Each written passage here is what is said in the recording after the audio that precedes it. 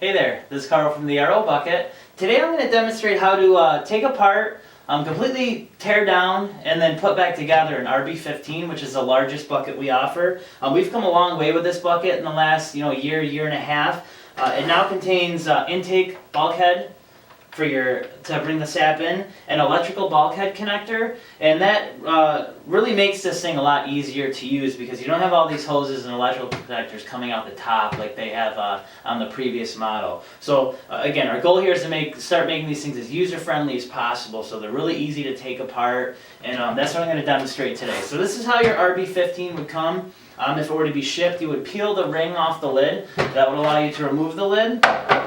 Once you remove the lid, you'll have your owner's manual. Read this through, front to back a couple times. Make sure you're very familiar with the operation of it. Again, because you're going to forget things. There are a lot of different steps you want to be aware of with how to flush it. So read this over really carefully. Remove your intake suction hose, which will come coiled up inside your bucket.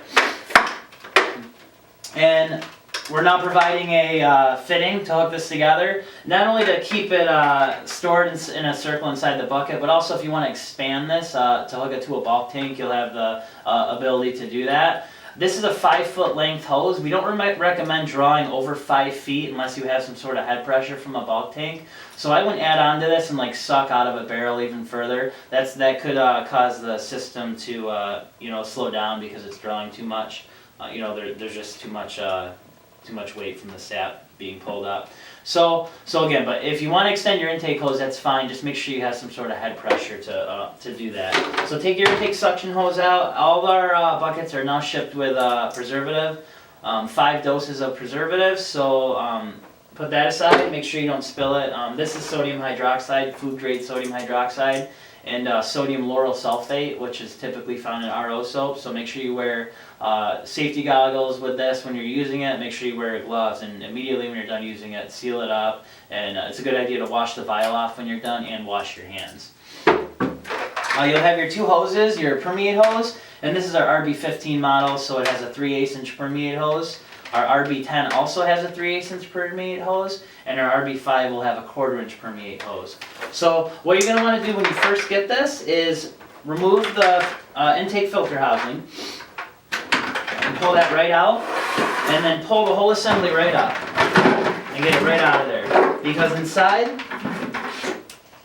is your extra pre-filter that comes with it, and your power supply. So take that out.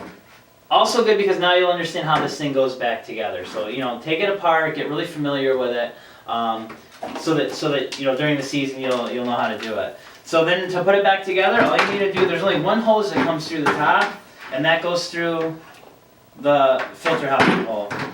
And then you just set it right back down again. And it indexes with the pump, so you have the hole for the filter housing, and you should be able to look right down and see the head of the pump if it's in correctly. A lot of people take and index it with a marker so they know where to line it up. But that's all there is to it. Then when you're done, you put your filter housing right back in again. You connect your hose.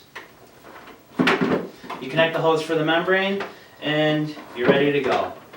And every time you change a pre-filter, you're going to be doing that same thing. So if you're done processing your sap and it's time to change a pre-filter, all you need to do is pop the connections, pull your filter housing out, spin it off, put your new filter in, and put it back in. And again, anytime you need to get down inside that bucket, all you have to do is just lift it right out, and you're ready to go.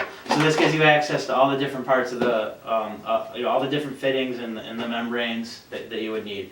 At the end of the season, if you wanted to further take this apart, you would simply take the assembly, remove the hoses, pull the housings out, and then you could use a filter wrench or a strap wrench to screw the caps off and remove your membranes if you want to store them that way. Or you can use our preservative and just leave the membranes right in the system at the end of the season. So that's really all there is to it. It looks complex. It looks like there's a lot of hoses moving around, but really once you get that filter housing out, you can just lift the whole assembly right out and you can do whatever you need to with it.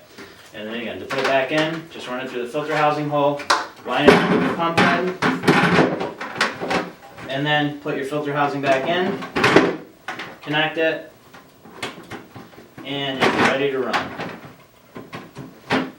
If you have any further questions about any of our models, feel free to email us at sales@therobucket.com or go onto our website, www.therobucket.com. We have a lot of videos posted. We might already have it answered for you. Thank you.